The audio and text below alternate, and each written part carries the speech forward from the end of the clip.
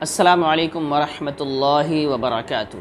اللہ رب محمد صلی اللہ علیہ وسلم، نحن عباد محمد صلی اللہ علیہ وسلم۔ ناظرین محترم، ایک بہت ہی خاص مسئلہ میں آپ کی بارگاہ میں لے کر حاضر ہوا ہوں، جو آج کل ہماری عوام کی زبان پہ بہت ہی تیزی سے جاری ہے اور لوگ باتوں باتوں میں کہتے ہیں۔ آپ جانتے ہیں کہ ایک بات بہت مشہور ہے کہ ہم بات کرتے ہیں، عوام ہماری بات کرتی ہے تو باتوں باتوں میں جب جوش میں آتے ہیں یا کوئی انہیں اہم بات بتانی ہوتی ہے تو وہ کہتے ہیں کہ 7 جنم میں ایسا نہیں ہوا ہے اور نہ کبھی 7 جنم میں ایسا ہو سکتا ہے۔ یعنی 7 جنم کا جو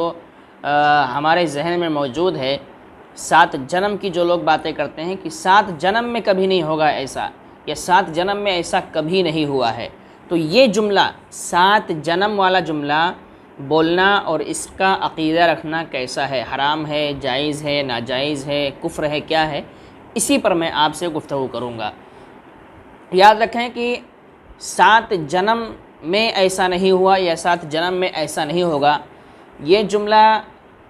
ایک اس کی صورت یہ نکل سکتی ہے کہ یہ محاورے کے طور پر بولا جاتا ہو، یعنی لمبی مدت بتانا ہے، بہت لمبی بات ہے کہ بھائی اتنے دن ہو گئے آج تک ایسا نہیں ہوا، یہ بتانا مقصد ہے، تو اس کو کہہ دیا 7 جنم میں ایسا نہیں ہوا۔ یا کوئی چیز بہت لمبے وقت تک نہیں ہونے والی ہے یا ہونے والی ہے تو اس کے لیے یعنی لمبے وقت کے لیے اگر 7 جنم کا استعمال کرتا ہے محاورے کے طور پر، تب تو کوئی مسئلہ نہیں ہے، یہ جائز ہو سکتا ہے، یہ حرام نہیں ہو سکتا۔ لیکن اگر کوئی انسان یہ عقیدہ رکھتا ہے، باقاعدہ اس کا یہ عقیدہ ہے کہ 7 جنم ہے،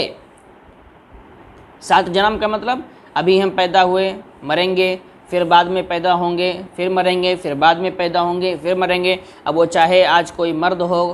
دوسرے جنم میں عورت بن جائے، تیسرے جنم میں جانور بن جائے، چوتھے جنم میں کچھ اور بن جائے، اگر یہ عقیدہ ہے کہ 7 جنم واقعی ہوتا ہے اور 7 مرتبہ لوگ پیدا ہوں گے، 7 مریں گے، پیدا ہوں گے، تو 7 جنم کا اگر کوئی عقیدہ رکھتا ہے باقاعدہ کہ اسلام میں ایسا ہے اور لوگوں کے ساتھ ایسا ہوگا، 7 جنم ہوتا آیا ہے اور 7 جنم آگے چلتا رہے گا، اگر کوئی یہ عقیدہ رکھتا ہے تو وہ اسلام سے خارج ہو جائے گا، کیونکہ یہ اسلام کے خلاف عقیدہ ہے۔ اسلام میں اس کی کوئی گنجائش نہیں ہے، اسلامی اعتبار سے یہ عقیدہ بالکل باطل ہے، ایسا ہے ہی نہیں۔ جنم ایک ہی ہے، ہم پیدا ہوئے ہیں، جب تک ہماری موت نہیں آتی ہے ہم زندہ ہیں، اور ایک مرتبہ مریں گے تو پھر دوبارہ ہمیں زندگی نہیں ملنے والی ہے، ہماری آنکھ کھلیں گے تو قیامت کا دن ہوگا۔ تو یہ بات ہمیں ذہن میں رکھنا چاہیے کہ 7 جنم کا جو معاملہ ہے وہ ہمارا عقیدہ نہیں ہے۔ اگر کوئی عقیدہ رکھتا ہے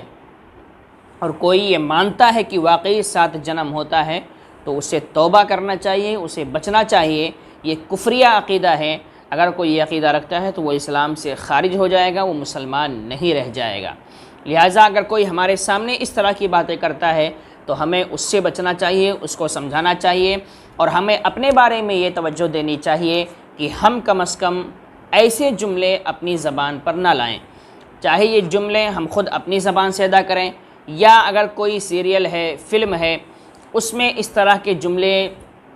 بولے گئے ہیں اور ہم اس کو مانتے ہیں کہ واقعی ایسا ہوتا ہے تو بھی وہ کفریہ ہے۔ سیریل، فلموں سے ہمیں بچنا چاہیے، کیونکہ اس میں بہت سارے باتیں اور بہت سارے جملے ایسے ہوتے ہیں جو کفر پر مبنی ہوتے ہیں، کفریہ جملے ہوتے ہیں، جو اسلام سے خارج کرنے والے جملے ہوتے ہیں۔ تو دیکھنے والے، سننے والے ان باتوں کو صحیح سمجھتے ہیں، جو سیریل اور فلموں میں دکھایا جاتا ہے لوگ یہ سمجھتے ہیں کہ یہ بالکل صحیح ہے، اس پر اپنا عقیدہ بنا لیتے ہیں، اور ظاہر سی بات ہے جب وہ چیز اسلام کے خلاف ہے،